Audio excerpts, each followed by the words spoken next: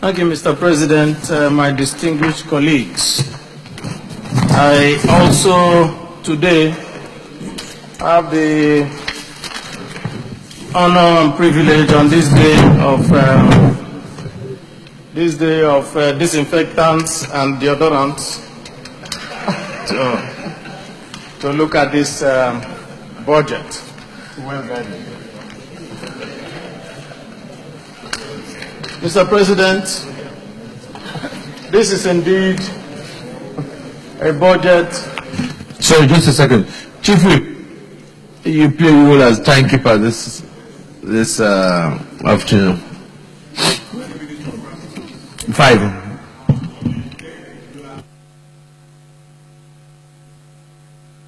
Go ahead, Senator. Thank you, Mr. President. This, like I said, is a budget that we, like the French will say, plus ça change, plus ça même chose. The more things change, the more they remain the same.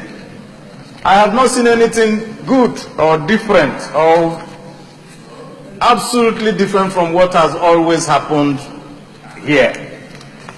A budget of 7.3 trillion and a capital expenditure of 2.24 trillion and a borrowing of 2.4 trillion. If we are going to borrow as much as what we are going to spend on the capital expenditure, are we really having a budget, or we are having something that we are playing around with? So, Mr. President, distinguished colleagues, something needs to give here, and I want to say a particular type of adage says that in the country of the blind, that the one-eyed man is king. But one very good musician in Nigeria called Fela Anikulapo Kuti asked this question: if everybody is blind, how we don't know that their one-eyed man actually has an eye?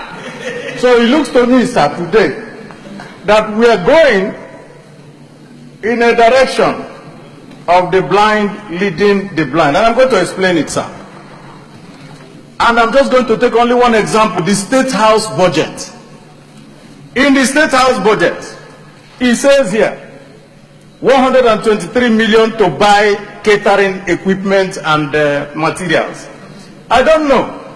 Did they throw away the one they did last year? They spent 94 million last year to buy catering equipment. They're coming back again to buy another catering equipment.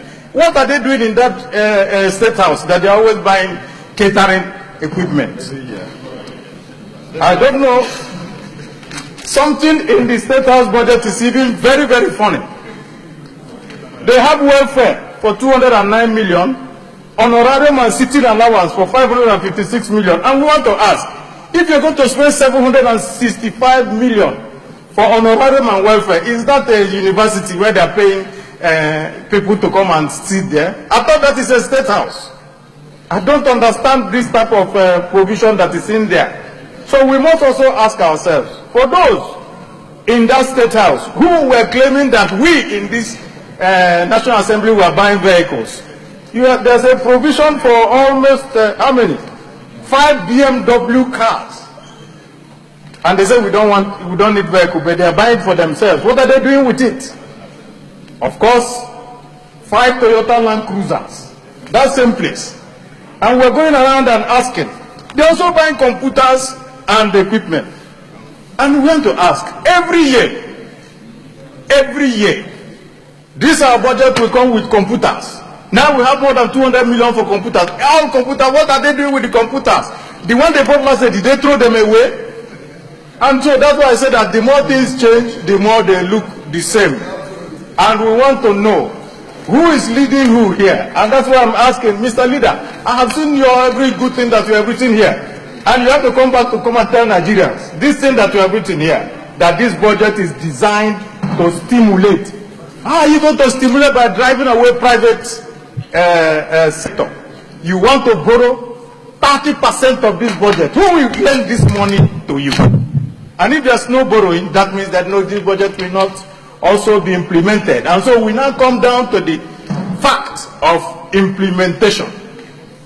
Of course, If you're unable to get any money, how are you going to implement? And then we're going to end up again coming back next year saying the same thing.